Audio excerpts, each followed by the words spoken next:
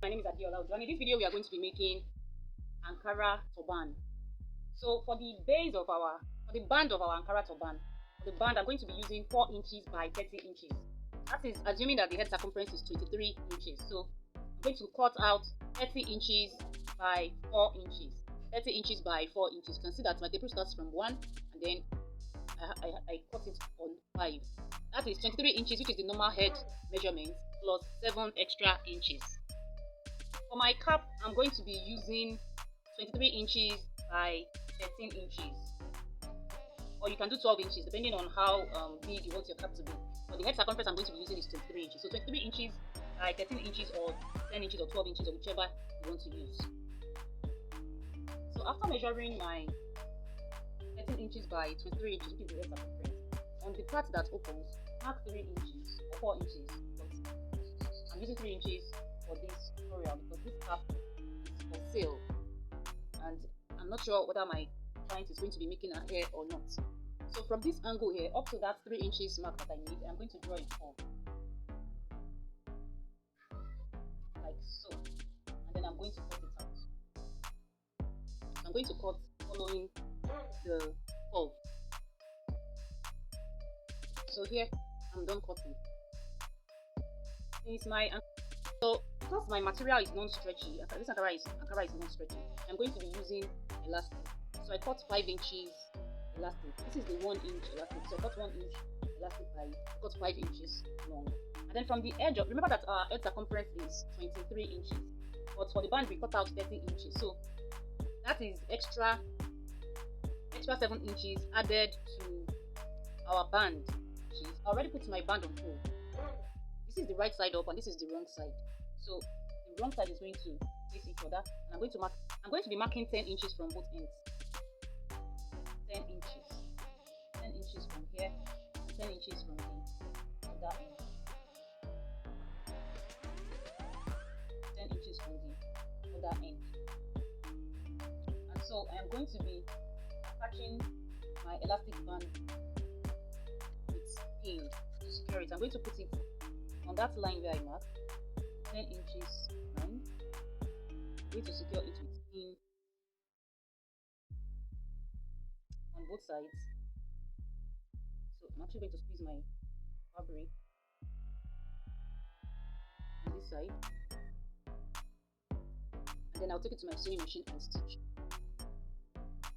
This is what I have after stitching. I just stitched that part with the elastic alone. I didn't stitch all this once here. So next I'm going to fold this into 2 to get the midpoint, and then I'm going to be attaching it to my base. So I will be attaching the band to the base. So I'll fold this into 2 now to get the midpoint. Then I'm going to be securing it with pin so that when I'm sewing it doesn't shift. So with the right side of my cap facing up, and of course my hand is on the right, I'm going to secure it with pin. So this is what it looks like after securing with pin. Next I'm going to stitch.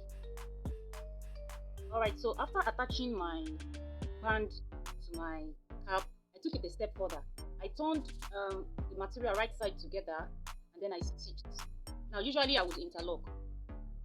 So I stitched the band, the turban cap itself, wrong side together, and then I stitched it up to this point. So next I'm going to be putting my needle in from the band. I'm not going to be doing the band. I'm going to put my needle in from where the band stopped, and then I'm going to be doing a running stitch. I just put my needle through in and out, in and out, in and out till I get to this other end.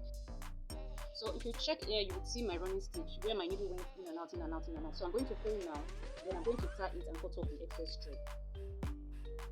So here our cap base is ready. So for the bow on top, I'm going to be using 13 inches by 120 inches. This is 120 inches. So I turned them wrong side together and then I stitched straight down, and then I left this opening to turn.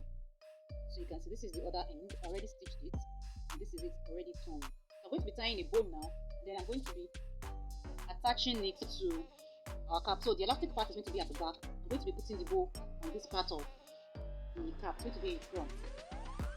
The reason why I'm using that much fabric is because the idea of the turban cap is to make it look as if it's tied. So to achieve that, we're going to be consuming a lot of fabric. So For this first bow here, what I did was I held my fabric like this, then I tied a bow. I held my fabric like this. I'm going to do it again. I held my fabric like this, then I tied a bow. Then you adjust it. Then I adjusted, you can see it, adjusted to the length that I wanted. So this part here was folded like so, and then I stitched it close. Then I stitched the other end like that too. And that is how we came about this part here. So you can see. So I just tied it. So after tying the first one, after tying like this, I have the first bow. I tied the second one. Just tied the second one. Then I arranged it. So I just did it again to show us because I did it first time off camera. So tight, then I adjusted. Don't forget, the idea is to make it look tight. So I am going to be adding another layer to the bow. Here I have, so I'm going to be working with 33 inches this time around, still part of the 120 inches. So this is the midpoint. I'm just going to note it. Then I'm going to bring this one over here and bring this one over here like this. And then I'm going to be, I'll squeeze it in the middle.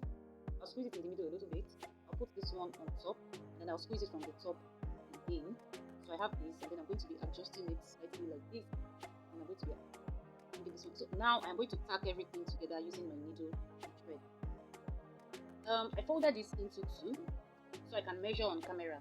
And here, this is about 10.5 inches, meaning I have 21 inches left from the 120 inches of fabric that I folded for the bow. And as you can see, because it has to look like as if it's tied, that's the illusion.